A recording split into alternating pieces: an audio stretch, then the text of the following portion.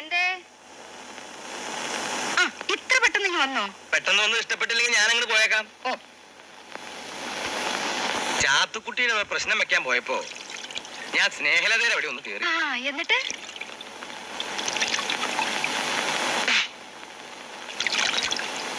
എന്നിട്ട് എന്താ? എന്നിട്ട് അവിടെ ചെന്നപ്പോ അവള് പറഞ്ഞു,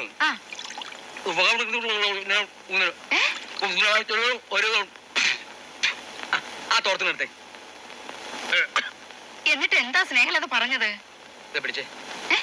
ഏതായാലും അതില് പോകാൻ തോന്നി നന്നായി. അപ്പോ എന്താ പറഞ്ഞത്? അപ്പോ അവള് പറയാനേ, അടുത്ത എന്താ പറഞ്ഞത്? അത് തന്നെയാ പറഞ്ഞത്. സ്നേഹലത പറഞ്ഞത് എന്താന്ന് എനിക്കിപ്പോ അറിയണം. എടീ, നമ്മുടെ പവിത്രൻ ഗൾഫീന്ന് വരുന്നു.